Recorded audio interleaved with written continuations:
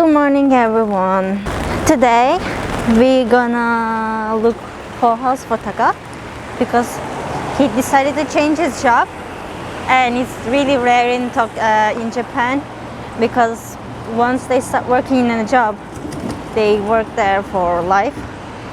But he wanted to change his job, so now he has to move, and I want to show you guys how to find a house in Japan.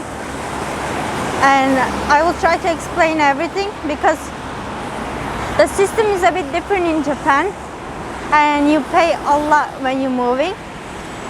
So today we're gonna go to some real estate and I will show you how it works. Okay, see you there.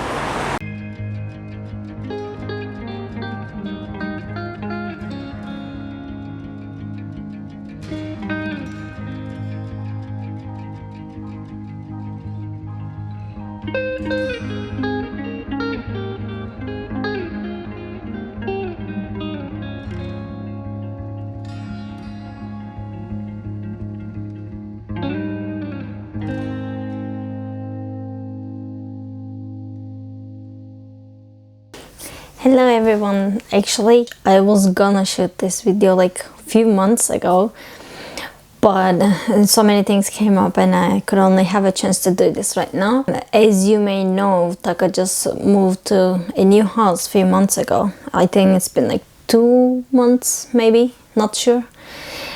So when he was looking for a house, I wanted to make a video for you guys if you are trying to find a new house in Tokyo, because it's like really hard procedure, especially for foreigners. And for example, when I was trying to find a house, I had so many issues because it's not easy for foreigners to get a house. Usually house owners don't want foreigners to rent the houses because in Europe or America they have different culture. Usually they wear shoes in the house, they're a bit noisy, they like partying, they like having guests over. So sometimes owners may have issues because of this culture difference. So when I was looking for a house, even though Taka was helping me, it was really hard for me because we go to a retailer, we try to find a new place, and usually I like a house, then they had to call the owner and confirm that it's okay for a foreigner to rent it. So every time I like a house, then they have to confirm it. Usually they say like, I don't want foreigner, then I lose the house that I like. So it was so hard for me. So in the end I found a new agency. They have all the options for foreigners. All the houses there was okay for foreigners. It's called Global Trust Network. You can try it if you want. But as Taka is Japanese, he didn't have this issue. He just went to any retail agency he wanted to. And usually when you're looking for houses, there are some points that you need to be careful. So today I'm just gonna try to explain those to you. So first of all, you should check it on the internet, of course, online. There are some common websites called sumo.com. You can check the websites like Sumo, Mini, Real Estate, Able, At Home. These are the common ones. Like I was always checking these, and Taka said Able is good too. You can check online first to see your options, to see like depending on the house size, how much is the average prices. So when you like it, you can see that which retail agency put that information there. Then you can go visit them. You can take an appointment. So usually you need to take an appointment because Japanese people are so organized. If you go to a retail agency without an appointment, if it's a busy time, for example around like February to April maybe, it will be really crowded and they may say like, we don't have time today, please come next week, take an appointment.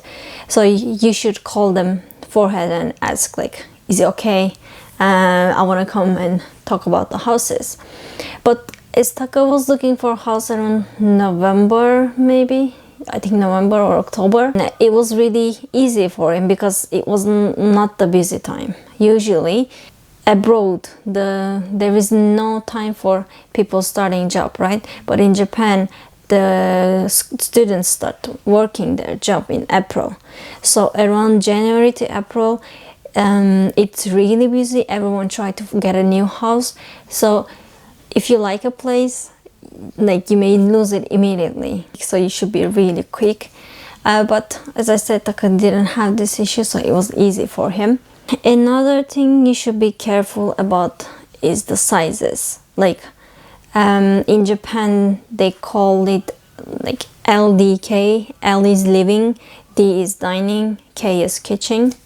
They call it that way, I think. Usually, 1 LDK is for like couples, or like if you're in good condition, you have money, then you say like, I want to live in bigger house. 1 LDK or DK is good. But for me, for example, mine is 1K, only one room. Like, my house has only one room, but as we showed in Taka's house room, I'm putting the link up here. He has like one room to sleep, but also he has like the kind of like living room. So his is, I think, 1DK. Anyways, I'm gonna show you some plans. And when you're looking for houses, they always share the house plan like this. I'm gonna put the image somewhere because it's not clear, I'm sure. So for example, it says LDK for this one. You can see toilet is separate from the doors. You can understand that those are doors, like the one that opens. You can see that bathroom is separate and there is bathtub. You can see this is like washing machine place, I think. This is like kitchen. You can see the kitchen, and CL is closet. So like this is living room and this is your sleeping room. Their measurement is different. It's not like square meters or something. Usually they say in total, but here is different. I don't know how to say it. But weird thing, sometimes they put the washing machine in balcony outside of the house. Be careful with that. It's so weird for me. Like, washing machine should be inside the house. You can also see like when the building was built. You can see the size. You can see like 1 LDK or something. You can always see the floor, which floor, like this is 4th floor. Also, usually you have to pay some money to the building, so it's important to, you see, also rent and also that money. Some houses has the automatic toilet, like the Japan style. If you have it, you really like it. Taka's house has it, but mine is so old, so mine doesn't have it, but it's really cool. Except that, important thing, of course, bicycle park is huge thing in Japan. Some houses require to pay for bicycle park, but most houses don't require. It's free. But of course, if you have a car, you have to pay a lot, I think, because most people in Japan don't want to buy cars just because of that. It always says the distance to the stations. It's really important because in Japan you always use train system unless you're using bicycle. But be careful about the location, because for me, I didn't have any time. I had to find a house immediately, so I decided the house without seeing it. Always see your house. And also I was so happy that it was just 2 minutes to the train station. But it's really close, it's okay, but my house is right near the trailway, so I have to hear the din din din din sound all the time, the thing that closes the way so the train will go. But every 2-3 minutes I have that sound, and it's so annoying. Be careful with that too. It's so annoying. Some people say like, it's so cool, like it's in anime, you can hear train sound. No, it's so annoying. It's really noisy. I want quiet area. So basically, in Japan, the houses are so small. So average price will be like for 1 LDK, around Juman, like $1,000. But even though it's like 1-2 rooms, like the size is so small. Usually average 35-40 square meters. Like my house is 17 square meters, 1 room only. It's so small. but still my rent is not cheap either. Rent is so expensive in Japan. Anyways, so when you're looking for the house, you open the website first. Then you choose your criteria. For example, which area you want to choose. Usually we choose like train station. It's much better. You choose the train station, you choose like 1LDK, 1DK or 1K, whatever you want. And you choose your average price. And for example, you can say no thank you money, but then your options are so limited. Most people don't want first floor in Japan because if tsunami comes or like serious typhoon, then there may be a flood, so they don't want the first floor that much. So you can say like no first floor too if you want. Once you decide what you want, then you can filter your results and you can see the options, and then you can get your appointment for retail agency. But then when you go there, they will show you the options again, and if you like it, they're gonna print the paper like this and they give this to you. So in the end you have like few options like this. They keep giving you the papers for every house, and then you think of it. If you like it, you say, okay, can I see the house? Can I get an appointment for that? And then they arrange it. Hey everyone, on the weekend we went to some retail companies, and some wasn't that helpful, some was good, but anyways, now we're gonna see two houses that we like. One of the retail agencies is gonna show the houses.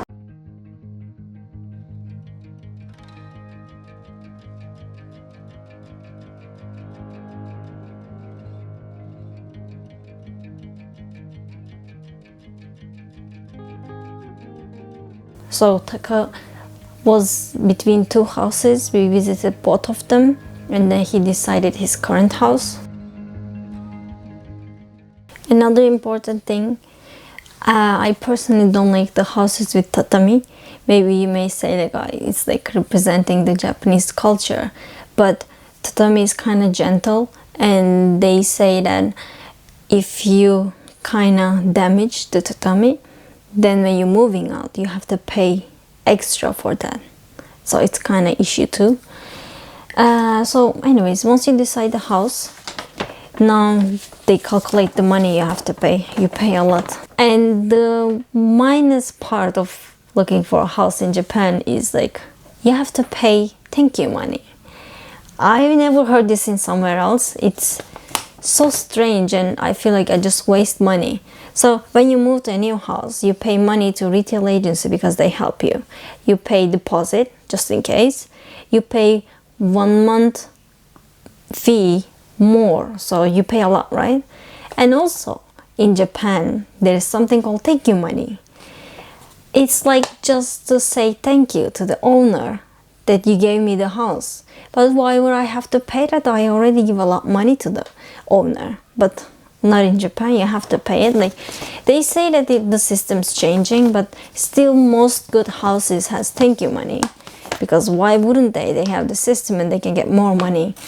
I really don't like that, and it's really hard to find a house without one. Like sometimes some places ask for thank you money but not deposit. Sometimes they ask both. Sometimes they ask twice of the rent fee for thank you money. I saw that too. Waste of money. Be really careful with that. Let's say you decided on 15th of November, so you have to pay until from 15 November to December, and you also have to pay for December rent, right? Then 1.5 rent, let's say. Then you have deposit, one from there, like one rent money. Then you have thank you money, one more. Then you have retail agency. So in the end you have like 4.5 rent fee. A lot. And let's say your rent is like Juman, $1,000. So once you're moving, you're already paying like $4,500. And also then you have to pay for key money. They give you new key. You have to pay for insurance. When you're moving out from the house, you will have to pay for cleaning fee, but when you're moving in, usually you don't pay it. the person who moves out pays it. So like when you're moving in, extra fees like key money and insurance money, that's it. I think depending on the house it may change. There may be extra fees, sometimes they do a lot, but basically those two. Let's say you pay $500 for that too, Goman. So in the end you pay like $5,000. Gojuman. So much, right? Like once you're moving in, you have a lot to pay. And really it's so hard to find a house in Japan, especially January to April. If you're a foreigner, you're probably coming in that time because school starts in April, new job starts in April, so you're starting with everyone, so everyone's have the same issue. They want to find a house. You should be really quick. You can do it. Yeah, I think that's it. So if you're doing this by retail agency, much easier. If you're a foreigner, as I said, go to Global Trust Network. I really recommend that because all the options they have is for foreigners, so you don't have to waste time with other retail agencies. If you try to find your own, usually it doesn't work. You really need retail agency, especially if you're a foreigner. But if you're applying for residence or something, they usually have their own website too. You can just apply there and you can save the money that you will have to pay for retail agency. But basically it's like this. If you have any questions, you can let me know in the comments. I hope the video was helpful for you. Then it was it for today. Thank you for watching. See you next week. Don't forget to watch other videos and subscribe too.